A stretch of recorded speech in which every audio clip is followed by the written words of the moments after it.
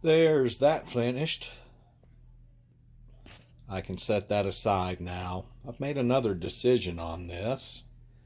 I am going to put the Y connector back here. I'm going to incorporate it underneath the horizontal stabilizer.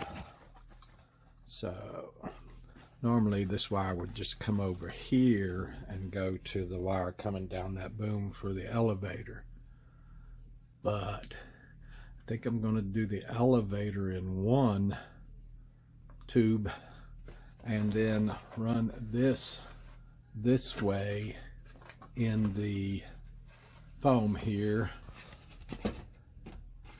to come over to this one with a Y connector underneath here someplace, and then that Y connector will be connected to a rudder cable coming through here. This isn't coming through that tube, that's just coming down from that servo. So wire coming through here from the flight controller, that's rudder, going to a Y connector, going to both rudders. A wire coming through this tube, going to the elevator. So I don't have my wire for one tube yet. The kit comes with one cable.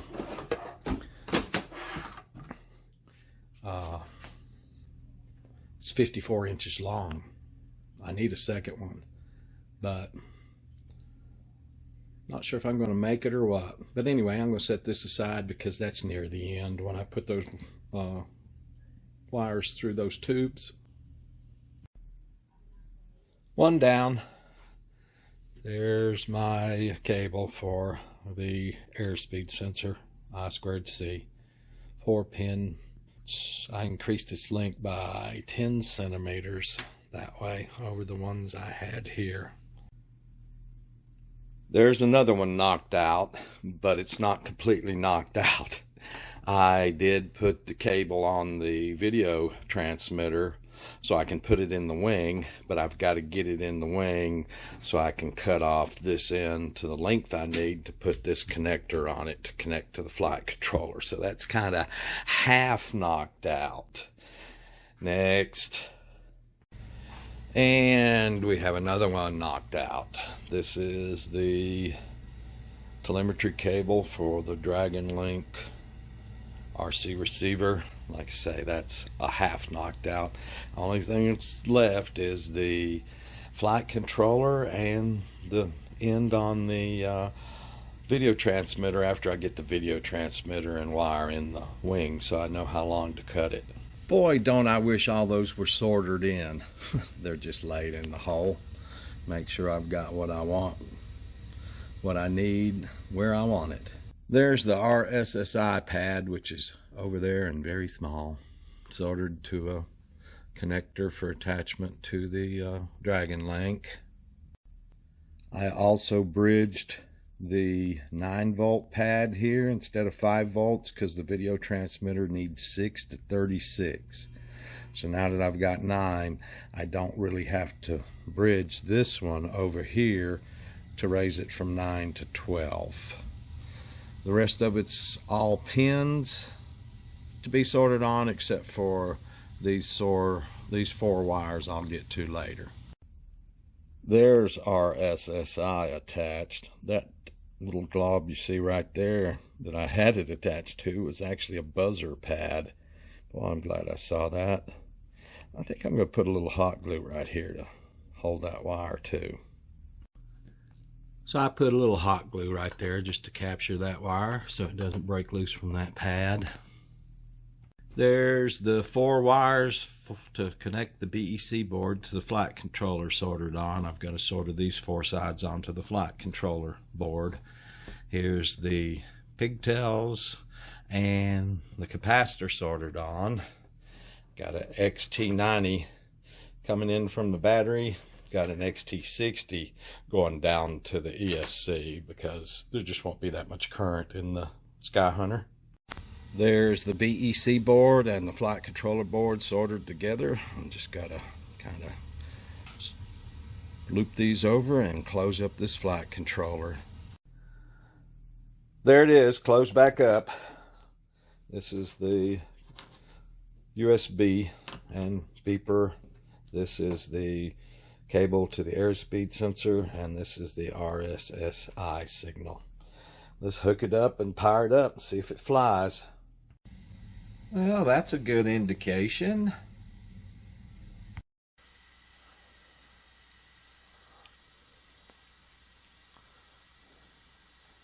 And that's an even better indication of proper working so far. I'll take that. How's that for strange signal cable? It's 3 pins on this end, so it will stay on, but only 1 conductor. And on this end, it's 4, but only 1 conductor. That's because on these flight controllers, this voltage pin right here where the RC receiver is usually connected can only handle 500 milliamps of current. The Dragon Link on its full power can suck twice that and just blow this voltage regulator under this pin right off the planet. So one side of that connector is plugged in to just the signal portion. Just a second. I had to move that pin over 1 slot in that 5-pin connector, so it was really what I was trying to do here. Sorry about that. So on this side, that connector will go on such that the only pin used in it right here will be pin 3. So the pin 3 out right here for signal will now go over to channel 1 on the Dragon Link RC receiver. So there's signal going to the flight controller right here, and I just hooked it on the channel 2 wires. Is 2 wires, supply voltage and ground, come on focus, going over to the servo rail on channel 9 right here, where you can pick up voltage and ground here for the Dragon Link, which is like 8 amps. It's many times what the Dragon Link will pull, whereas the Dragon Link will pull twice what that red pin right there can supply. Yeah, you like that. The Dragon Link receiver is going to be attempted to be mounted on this tray too. I'm going to try to mount everything on this tray. Probably should have mounted the GPS on it right in this area, but I didn't. So this is the RSSI wire. I've got it coming around too, and I haven't hooked it up yet, but I will hook it right there to that last signal pin on the top right there. Be easy.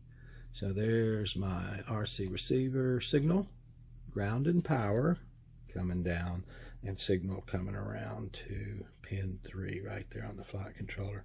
Got to get the GPS compass plugged in right between there, the camera and the video transmitter on those 3 pins, and the control surfaces on these. That is it. There's the GPS compass hooked up. So that's everything at that point. Oops, making sure that one connector right there is on correctly. And now this tray slides in, and everything's supposed to miss. And it does. Now normally the antenna for the receiver would be coming out through here, and it'd have to be screwed down to this. Yes, I know. It's a different setup. And it slides back and back. And right there's where it's lined up on the center of gravity. Now, oops, that RSSI won't be down there. Now this pigtail and the pigtail for the ESC have to be connected. That's sometimes a bit of a fun. And then looks like I am going to have to, yep, I'm going to have to extend this cable so I can get this mounted here. Maybe not, but I need to be able to hook that one up so this can be mounted here and disconnected when this tray comes out. Nope, maybe I'll mount that on the tray right there. That's probably smarter. Yeah. And now this is the airspeed sensor that clicks in right down here. Whew. How'd I do? Boy. Well, that's all together. So far, I still don't have the RSI connected or the antenna for the Dragon Link. But now that I've got the connector last night for this, I can use my bench power supply on this again and quit using the batteries, and therefore I can control voltage and current rather precisely. So I do need to get an antenna on that Dragon Link before I power this up in any shape, form, or fashion. I'm going to hit it with some voltage for the first time in its life. Let's see what happens. Whoa. Lights there, lights there, lights there. That's all good. I see them flashing on the controller. Better hold on to it. I need to get that prop off of there. So we'll go ahead and power back down and we'll get that prop off of there. Oh, bummer. The GPS has 5 satellites locked right now, but the blue light LED seems to be malfunctioning. Doesn't show a 3D lock. Have to keep track of that, but as long as it's functional otherwise, I could care less about the blue flashing LED. There it goes. Why, just made me say that, didn't you, you little stinker? Let's see how many it's locked now. It's still 5. Nah, first time this GPS has ever been powered up, so maybe they do that until they get the encyclopedia or something like that. I have no idea. I kind of feel foolish now for even mentioning it. Okay, I finished this. I took a little 3-pin connector and put on it to put the RSSI right there on the Dragon Link. So there it is. Sort of wish I'd put the GPS someplace in here. Also, the flight controller's cocked just a little bit. It's not quite on there straight. That's because of this connector. They changed this and changed that. But that's what calibrations are for, right? So there's a tray that goes in and out with almost everything on it. Now, there's a whole new sequence for how this hooks up. I figured it out, and it does work. It's easiest if you connect the ESC first. We'll just put this up here and drop that in. Because, oops, if I kick the camera around, it's not going to help a bit, is it? I can technically get my hand in there if I have an open palm while it goes in. Hope it hasn't swollen from the last couple of times I did it. And I can get a hold of the ESC for the connector for the ESC, the connector for this, and they just go together real easily. Come apart real easily like that. Now then, getting my hand back out is even harder than getting it in. So I have to get my palm open. Phew, boy. Now then, next we slide it in just a little. Whoops, yeah. Actually, we need to connect the airspeed sensor now. This is easier than the other way. We'll go ahead and connect that. And now slide it in just a bit to where we can find our cable. I think I should have gotten the cable for the throttle that's connected to the ESC while my hand was in there. There we go. Now then we go back, then we connect the throttle to the flight controller. There we go. Throttle's connected to the flight controller. I didn't connect the compass GPS. But I do know from taking it out a while ago, I can actually get the board completely out with the throttle connected. Yeah, okay, we're still working on the sequence.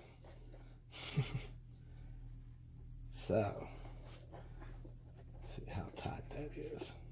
See, that's not tight at all. It's pulling. Oh, the XT60 cable to the ESC is now taut. So we'll get the GPS/compass plugged in here.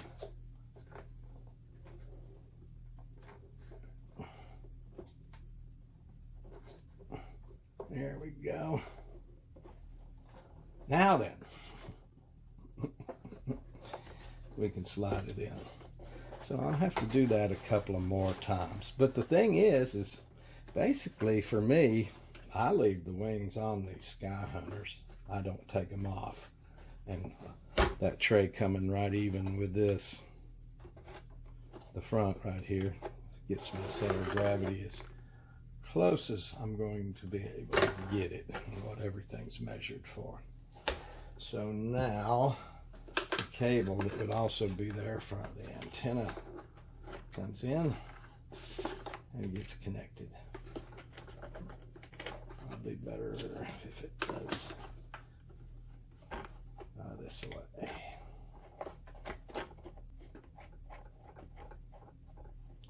And I don't know if you can see most of that. I'll have to go back and look at the video and see if it's even usable. But that is, again, everything.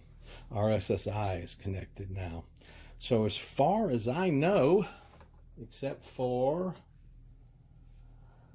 no, I guess as far as I know, that's it. For the fuselage, that technically, hopefully that equipment tray may stay right there where it is for the next year. And I know it won't. I will take it in and out one more time, I'm sure. But that's pretty much the end of that. So the only thing I have now is to get the video transmitter in the wing, get that cut so that can go down in the flight controller, and get this antenna in a wing. That's all I have to do on this side, is get that antenna in a wing. Nothing else to do there. Get the wings on. That'll give me my ailerons. My elevator and rudder come from the back. That'll be the finish of it. All right, guys. Does this close? Yep. All right, guys. I'm going to check this video and see if it's usable. It's getting late in the day. Everything's connected. So we have ailerons. We have elevator. We have rudders. And I haven't done throttle yet. I'm just playing around. It's getting towards 4 o'clock. I'm going to kind of start winding down for the day, publish this video. I know it's close to being finished, but it's just, I've had about 6 hours steady here today, so. While I was editing this video, I realized I left out a complete step in this. So I'm going to use this video again.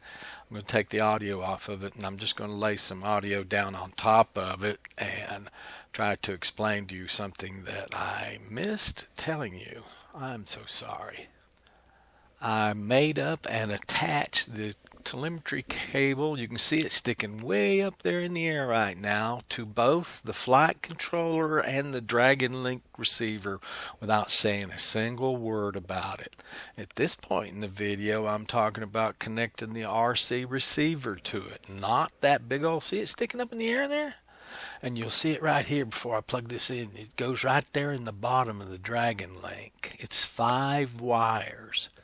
It's basically the same connections as the radios for telemetry, except you don't have voltage in it because you only want to supply voltage one time to this receiver, not multiple times. So there's no voltage in that. Not where I'm pointing right now. That's where you do pick up voltage.